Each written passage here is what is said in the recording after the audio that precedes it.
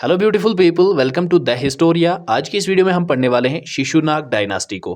Part first के अंदर हमने हरियंका डायनास्टी को पढ़ा था। उसके जो तीन मेन रूलर्स थे, ठीक है, important rulers, Bimbisara, number second is Ajatashatru and number third is Udayin. तो उडैन का डिक्लाइन जब हो जाता है तो उसके बाद शिशुनाग डायनास्टी आ जाती है। शिशुनाग डायनास्टी के जो दो इंपॉर्टेंट रूलर्स हैं, दैट इज शिशुनागा एंड कालाशोका। दोनों रूलर्स को हम पढ़ने वाले हैं। बस आपका साथ चाहिए, वीडियो को एंड तक देखना है और पेन और पेपर लेके बैठ जाइए, मेरे साथ साथ इन नोट्स को प्रिपेयर कीजिए। और अगर आप यही नोट्स चाहते हो तो आप मुझे इंस्टाग्राम पे मैसेज कर सकते हैं और व्हाट्सएप पे भी मैसेज कर सकते हैं। मैं आपको यही नोट्स प्रोवाइड कर दूंगा।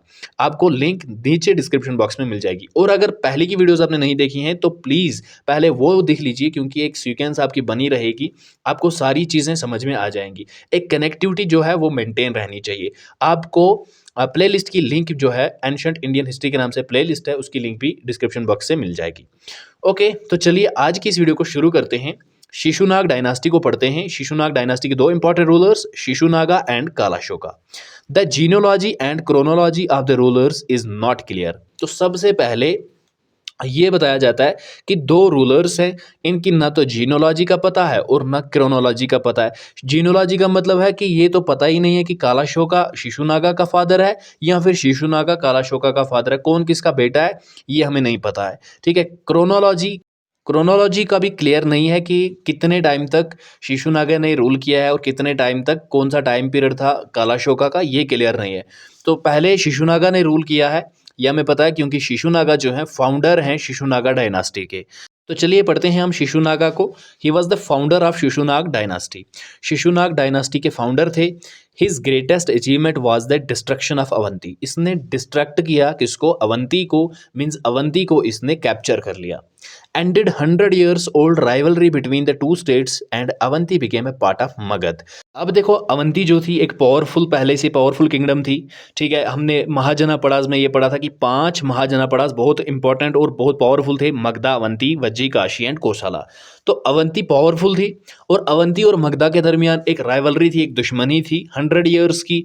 जब अवंती को शिशुनाग ने डिस्ट्रॉय किया, वहाँ के रूलर को डिफीट किया, तो मगधा का एक पार्ट ये अवंती ऑलरेडी बन गई। ठीक है, अब अवंती भी इसके साथ मिक्स हो जाती है, तो इस तरह से ये मगधा जो है एक्सपैंड होता जा रहा है। He temporarily shifted capital from Pataliputra to Vaishali, succeeded Udayin. तो उडैन के बाद शिशुनाग आए थे और इसने टेम्पररली अपनी कैपिटल को पटलीपुत्रा से वैशाली शिफ्ट कर दिया। तो आपको ये चीज़ें, जो कैपिटल की शिफ्टिंग होती है, ये याद रखना है। बिंबिसारा के टाइम में मगध की जो कैपिटल थी वो राजगृहा थी, और जब हरियंका डायनास्टी के उडैन आते हैं तो उडैन राजगृहा से पटलीपुत्रा शिफ्ट कर देते हैं। तो अब ये शिशुनाग क्या करते हैं? शिशुनाग टेम्पोररली पटलीपुत्रा से वैशाली इसकी कैपिटल रख देते हैं। Second ruler was Kalashoka. ठीक है, शिशुनाग डायनास्टी का दूसरा रूलर कालाशोका था। He transformed the capital from Vaishali to Pataliputra. तो सबसे पहले इसने क्या किया? इसने कैपिटल को शिफ्ट कर लिया वापस वैशाली से पटलीपुत्रा। तो अब मगध की जो कैपिटल है वो पटलीपुत्रा है। Second Buddhist council held at Vaishali during his reign. Kalashoka के टाइम में दूसरी बुद्धिस्ट काउंसिल वैशाली के अंदर होती है।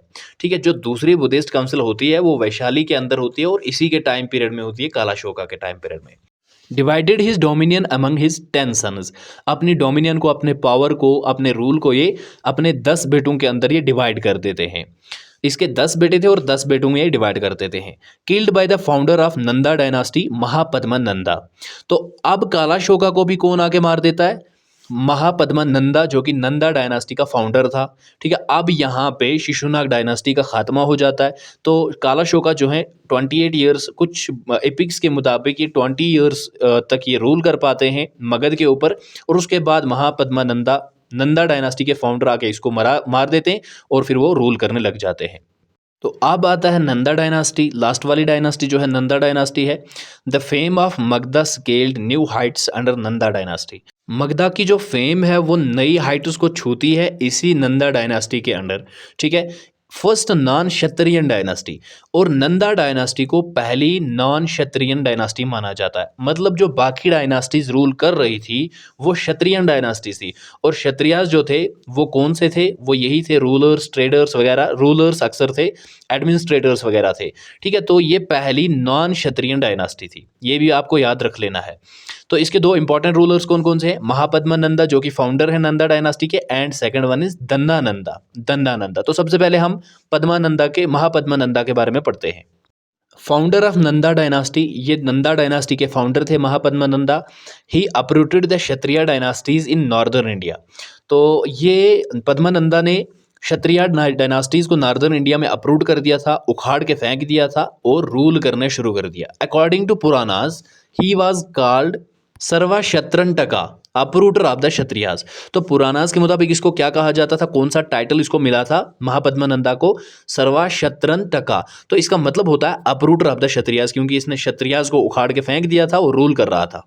ही was also described as the first empire builder of Indian history, और इसको पहला एम्पायर बिल्डर माना जाता है इंडियन हिस्ट्री का। तो याद रखना है आपको, मगध जो है पहले एक ये रीजन हुआ करता था, एक ट्राइब हुआ करता था जिसको जन के नाम से जाना जाता था। फिर ये जनापड़ा बन जाता है और जनापड़ा के बाद ये किंगडम बन जाती है, और किंगडम के बाद एक महाजनापड़ा जिसको हम कहते हैं, ये डायरेक्ट एम्पायर बन जाती है। ठीक है, बहुत सारी डायनास्टी जब मिल जाती हैं, बहुत सारे महाजनापड़ा उसको जब ये अपने कंट्रोल में लाता है तो ये एक एम्पायर बन जाती है, और महापद्मानंदा के टाइम पीरियड में ही ये एक एम्पायर बन जाती है। तो इसको first empire builder Indian history का कहा जाता है। तो ये बात आपको याद रखनी है। Second ruler of Nanda dynasty is Dhanananda, the last ruler of Nanda dynasty. ये तो लास्ट रूलर भी थे, ठीक है। He had a powerful army and enormous wealth. इसके बाद बहुत ज़्यादा आर्मी थी, बहुत ज़्यादा वेल्थ थी, ठीक है जी। एनॉमरस रेवेन्यू फ्रॉम एग्रीकल्चर, इसके पास बहुत सारा रेवेन्यू आ रहा था एग्रीकल्चर से। Alexander invaded north west India in 326 BC। दंदानंदा के बाद अलेक्जेंडर आ जाते हैं 326 BC में, ठीक है। वो नॉर्थ वेस्टर्न इंडिया को इन्वेड कर लेते हैं। तो अलेक्जेंडर के बारे में हम अलग से पढ़ने वाले हैं, अलेक्जेंडर द ग्रेट, उसकी हम हिस्ट्री अच्छे से पढ़ने वाले हैं। अब इस लाइन को फिलहाल इग्नोर ही कर दीजिए, क्योंकि आगे चल के हम अच्छे से पढ़ने वाले हैं। Chandragupta Maurya assisted by Kautilya overthrew Nanda dynasty in 321 BC। तो उसके बाद चंद्रगुप्त मौर्य और उसके साथ साथ कोटलिया डायनास्टी आ जाती है, और ये दोनों मिलके नंदा डायनास्टी को ओवरथ्रू कर देते हैं, इसको हरा देते हैं, इसको भगा देते हैं, और 321 BC में नंदा डायनास्टी को ख़त्म करके रूल जमा लेते हैं। तो यहाँ पे नंदा डायनास्टी का रूल जो है ख़त्म हो जाता है और डिक्लाइन हो जाता है मगधियन एम्पायर का। सो गाइज, ये हमने डायनास्टीज़ और डायनास्टीज़ के रूलर्स पढ़ लिए कि किस तरह उन्होंने रूल किया था, कौन कौन सी अचीवमेंट्स थी उनकी। अब हमें रियल काजेज़ पढ़ने हैं कि कौन से रियल काजेज़ थे मगधियन राइज के।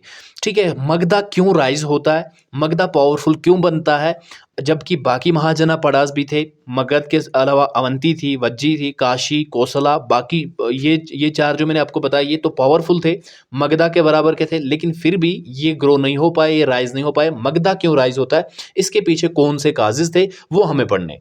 Number first is geographical location. ठीक है, बहुत इंपॉर्टेंट है अगर आप किसी भी एग्जाम की प्रिपरेशन कर रहे हैं। जियोग्राफिकल लोकेशन जो थी मगधा की वो बहुत इंपॉर्टेंट थी, जिसकी वजह से ये प्रोटेक्टेड रहा, इसके ऊपर कोई एनिमी इसे अटैक नहीं कर पाया। Magadha's capital Rajgriha and Pataliputra were surrounded by hills and rivers like Ganga, Gandak and Son. Magadha की जो कैपिटल राजगृह थी वो सराउंडेड थी पूरी की पूरी पहाड़ियों से, हिल से, तो वो ऑलरेडी एक फोर्ट के रूप में बन गई थी, तो उस पर कोई अटैक कर ही नहीं सकता था, एक नेचुरल बैरियर बन गया था। इन्हें कुछ खर्च करना ही नहीं पड़ा था अपनी प्रोटेक्शन के लिए, नेचुरली प्रोटेक्शन हो रही थी। ठीक है, पतलीपुत्रा क्या थे, पतलीपुत्रा रिवर से सराउंडेड था, गंगा, गंडक और सन, यहाँ पे उनका कन्फ्लुएंस था, जिसकी वजह से ये भी प्रोटेक्टेड एरिया था, इस पे कोई अटैक, कोई दुश्मन इस पे अटैक नहीं कर पा रहा था। तो जियोग्राफिकल लोकेशन मस्त थी इनकी, इसलिए इन पे कोई अटैक नहीं कर पा रहा था। So both the Capitals were very much safe from enemy attack. दोनों कैपिटल्स एनिमी अटैक से महफूज थी। ये पहला काज था मगधा के राइज का। Second important thing was economic cause. Economic cause, abundance of natural resources such as iron which helped in making better agricultural tools and weapons for defense। Economic cause कैसे था, इनके पास बहुत सारे नेचुरल रिसोर्सेज थे, ठीक है, जैसे आयरन हो गया, आयरन इनके पास बहुत ज़्यादा था, तो आयरन की वजह से इन्होंने अच्छे अच्छे एग्रीकल्चरल टूल्स बनाए, एग्रीकल्चरल फील्ड्स बढ़ने लगे, एग्रीकल्चरल रेवेन्यू ज़्यादा आने लगा, प्रॉस्पेरिटी आने लगी, पॉलिटिकल स्टेबलाइजेशन होने लगी, ठीक है, और अच्छे अच्छे ये वेपन्स बनाने लगे डिफेंस के लिए, जिससे ये अपने किंगडम को डिफेंड कर सके। तो इस तरह से ये राइज होते गए और इंडस्ट्रीज वर डेवलप्ड, इंडस्ट्रीज बन रही थी, मैन्युफैक्चरिंग हो रही थी चीज़ों की, so economically Magadha had better position than others. तो इकोनॉमिकली भी मगधियन पोजीशन जो थी वो अच्छी थी बाकी बाकी डायनास्टी से। Number third is fertile land. वहाँ की जो ज़मीन थी गंगेटिक प्लेन्स की, एल्यूवल सॉइल थी, बहुत ज़्यादा फर्टाइल थी, क्रॉप की कल्टीवेशन बहुत ज़्यादा हो रही थी, रेवेन्यू बहुत ज़्यादा आ रहा था, तो वो भी एक काज बन जाता है राइस का। Fertile land of Gangetic plains helped Magadha to rise. जो फर्टाइल लैंड थी गंगेटिक प्लेन्स की, उसकी वजह से भी मगधा का राइस हो जाता है, सिंपल पॉइंट है। नेक्स्ट इंपॉर्टेंट काज जो था वो था मिलिट्री काज, बहुत important. Due to the economic prosperity the Magadhan state built a strong army that was well equipped, well organised and well disciplined. देखिए वहाँ पे इकोनॉमिक प्रॉस्पेरिटी भी थी, पॉलिटिकल स्टेबलाइजेशन भी थी, सोशल प्रॉस्पेरिटी भी थी, किसी तरह का तनाव नहीं था आपस में, ठीक है। बाहर वाली स्टेट से तो होता था लेकिन आपस में कुछ भी नहीं था ऐसा। तो उन्होंने क्या किया, स्ट्रॉन्ग आर्मी उन्होंने बिल्ड कर ली, वेल इक्विप्ड थी, उनके पास हथियार बढ़िया ज़बरदस्त होते थे, वेल ऑर्गेनाइज्ड थी, वेल डिसिप्लिन्ड थी, वेल मैनर्ड थी। तो इस तरह से वो बाहर वाली बाकी डायनास्टीज़ को शिकस्त देते थे और उनका एरिया अपने अंडर कर लेते थे, कन्क्वर कर लेते थे। These all factors collectively lead the Magadhan state to rise. तो ये सारे फैक्टर्स जो हैं कलेक्टिवली मिलके मगधन स्टेट को राइज करने में मदद करते हैं। तो ये था मगधन स्टेट, मगधन राइज। मुझे उम्मीद है कि आपको अच्छे से सारी चीज़ें समझ में आ गई होंगी। अगर फिर भी ना समझ में आया हो, कुछ रह भी गया हो, तो आप मुझे कमेंट सेक्शन में ज़रूर बता सकते हैं। अगर वीडियोस अच्छी लगती है तो वीडियो को लाइक करके चैनल को ज़रूर सब्सक्राइब कीजिए। अपने दोस्तों के साथ शेयर करना बिल्कुल भी ना भूलिए, क्योंकि जब आप शेयर करते हैं, सपोर्ट करते हैं, तो हमें मोटिवेशन मिलती है, हम आपके लिए अच्छी अच्छी और इन्फॉर्मेटिव वीडियोज़ बनाते हैं। तो मिलते हैं अगली वीडियो में गाइज, तब तक के लिए बाय बाय।